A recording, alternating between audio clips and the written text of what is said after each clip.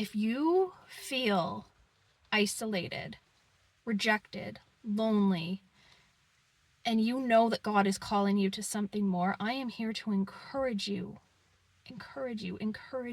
that when God calls you to be a prophet and maybe other areas of fivefold ministry, he needs you to know him. And how can you know him if you're constantly dependent upon others, upon a church, upon a friend, upon anything that isn't him?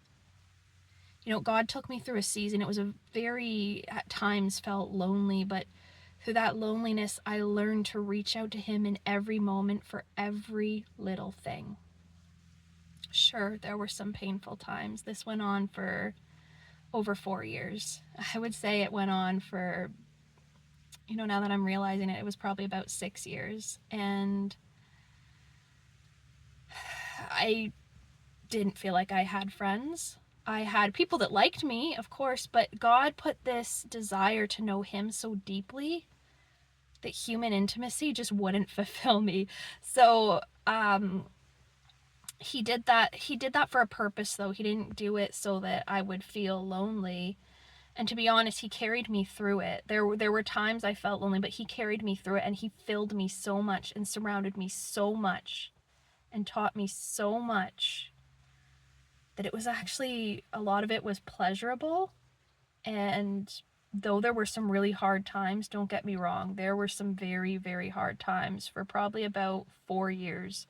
It was very challenging circumstance, we can say. But in that, I learned trust. I learned obedience, and I learned intimacy with him. I learned to hear his voice. I learned to follow his voice. I learned to trust, believe, and obey him in a way that was so deeply intimate that it just felt like we were one at one point.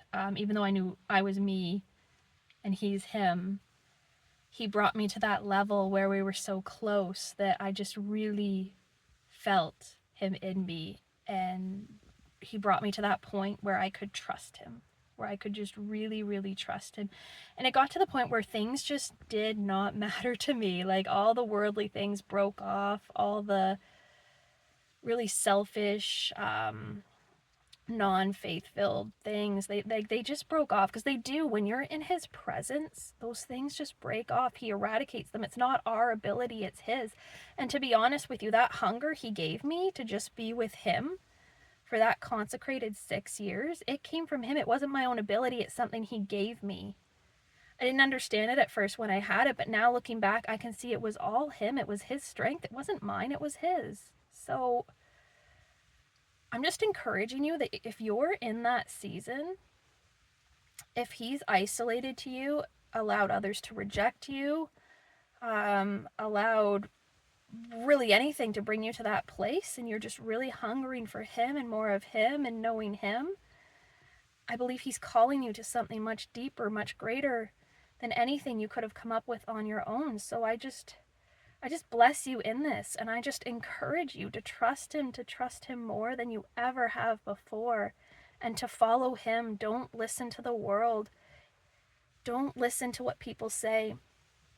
Just follow where he's taking you, and allow him to remove you from this world and bring you to that beautiful place of trust and intimacy with him. And when you do, the things that you'll experience with him are so much more than anything we could have done on our own. And I just want to encourage you, it's been worth it for me. It has been so worth it. So please just press through, keep going, keep seeking him, and just hunger after him and follow him where he's leading you. So I just want to bless you in this. And yeah, just if the enemy comes in like a flood, just know God will raise a standard. God will raise a standard. And ask the Lord to just bring that encouragement to your heart and mind of what he's wanting to do through this, because I believe he'll be faithful to do that. So I just bless you in this, and yeah, God bless you.